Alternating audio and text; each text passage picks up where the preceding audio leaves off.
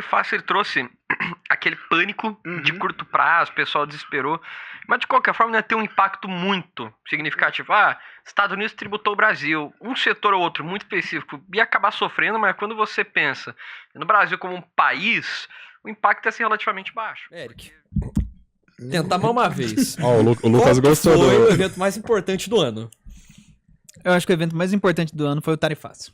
Tarifaço. E pra você, Lucas? Magnitsky. É muito mais importante. Muito mais.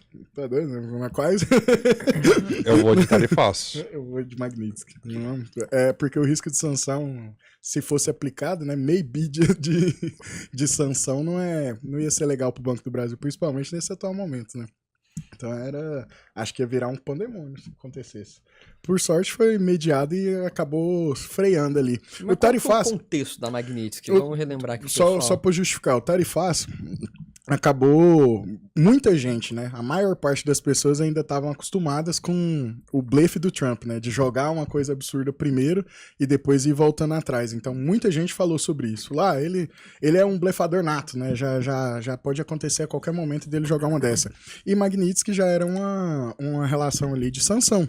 Então se acontecesse de impactar realmente alguém vinculado aos bancos, né? Tanto é que as relações comerciais ficaram piores, o investidor institucional tinha um risco de perder investimentos em dólar aqui no Brasil. Acho que se a sanção acontecesse, ia ser uma coisa muito mais prejudicial em montantes financeiros, né? Só que era tanta calamidade, né, que foi freada e apaziguada. Falava, vamos deixar disso. Então, acho que o tarifaço teve uma perspectiva que era um blefe mais fácil de executar e o Magnitsky foi um risco maior em eminência, né? Nenhum dos dois veio acontecer de fato, então tá valendo. Entendi. O tarifaço ele trouxe aquele pânico de curto prazo, o pessoal desesperou. Mas de qualquer forma não ia ter um impacto muito significativo.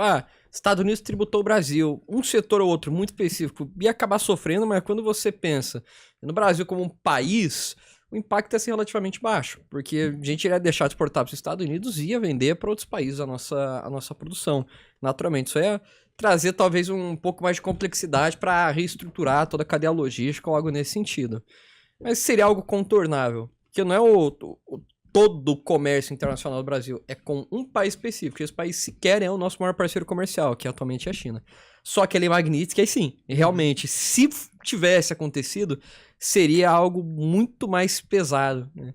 Imagina, o Banco do Brasil, um banco de economia mista, que tem uma participação do Estado brasileiro, sendo impedido de ter relações com empresas norte-americanas. Então, os cartões do Banco do Brasil iam ficar como? As bandeiras Mastercard e Visa, as duas dos Estados Unidos. Tanto é que trocamos pra Elo ali, né? Um negocinho. Não, nem a Elo, porque a Elo usava alguns serviços. Alguns serviços que eram de empresas americanas. Só a resolução do banco é falar que não tem parceria comercial, né? Interesse. A gente deu um somebody love ali, né? A gente falou assim: não vou nem te desagradar, nem desagradar você. Vai todo mundo assim continuar amiguinho e a gente toma essa solução aqui. Em parcialidade. Pode vir aqui no banco sacar o dinheiro, só não dá pra ficar nesse negócio de cartão. Tá ruim pra mim, tá difícil aqui. Esse negócio de cartão tá difícil também, tem outros banquinhos aqui. Mas enfim, a gente conseguiu, os bancos conseguiram dar esse somebody love ali e acabou tudo em pizza. Mas a gente sofreu as pressões. E o problema foi, enquanto a gente sofreu as pressões, a gente não sabia o que fazer como país. Então a gente tinha um risco fiscal muito grande a depender de um país estrangeiro que pode puxar as relações do dia pra noite. Ou em um período um pouquinho mais alongado. Mas e o orçamento europeu da Alemanha, que voltou a injetar meio bi em armamento alemão especificamente, mas com o contexto de proteger a parte ali que envolve a ONU dentro da Europa e o FMI. Só que aí pra guerra, né? Então, aí se preparando pra algum momento ali. A Europa tá um climinha meio não tão amistoso. E como a Alemanha ainda tava... Já faz tempo. E a gente, como a Alemanha tava com a economia desacelerada, a injeção de meio bi na economia alemã é algo vantajoso para os políticos.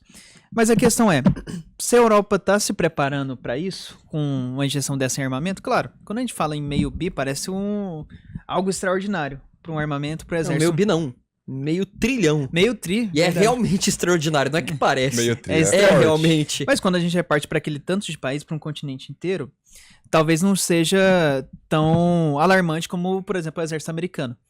E aí entra a questão, por que a Europa está se preparando? Eles estão se preparando contra a Rússia? Eles estão se preparando contra a China, contra a Coreia do Norte? Eles estão se preparando contra algum outro país ou algum outro inimigo que eles esperam que surja? E eu queria saber a opinião de vocês sobre esse assunto. A gente não é o inimigo, a gente é a fazenda do mundo, né? A Ninguém gente, vai querer a gente é amigo de todo procurar- mundo. A Quem gente quiser é comprar. o amigão se da entrar em guerra, a vizinhança. gente tá vendendo comida pros dois. Todo mundo precisa comer. A gente tá ali pra dar o suporte pra guerra, né? Então, todo mundo vai precisar de comida o tempo todo. Isso a gente pode ficar tranquilizado de certo ponto. Exato, e a parte também da Ucrânia e da Rússia, que a gente tem uma parceria comercial muito grande com a Rússia, que vende um NPK pra gente conseguir fertilizar e até melhorar a nossa produção agrícola. Então o Brasil ele não pode assumir um lado, ele não pode nem defender, apresentar um apoio europeu e nem apresentar um apoio russo ali naquele conflito, por exemplo. Por quê? Porque a gente está comerciando com todo mundo. Então a gente vende um pouco de carne para a Rússia, a gente dá insumo para a França, enfim, a gente não pode assumir um lado O nesse Brasil é aquele. O Eric- Tem que ver isso aí. ponto. Tem que ver isso aí. O É o Eric- depende do Lucas. É o depende, eu tô falando, sou brasileiro, pô. Eu sei que eu tô falando. Engraçado, né? Você foi falar aí de relação econômica, eu lembrei da composição do BRICS, ó. O Brasil tava envolvidaço lá no BRICS, então o Lula indo lá conversar com a China direto. do BRICS, companheiro. Moeda do BRICS. Uma bela imitação a moeda do BRICS, o Brasil precisa dessa moeda. Uma imitação melhor aqui agora. O Lucas é bom de imitar político. Ninguém vai pegar meu telefone. Pegar. Pegaram meu telefone. Não, o Lula estava muito mais suscetível à comunicação com o BRICS, e justo isso fez com que o Donald Trump aproximasse mais ainda o tarifaço. A gente estava em outro rolê.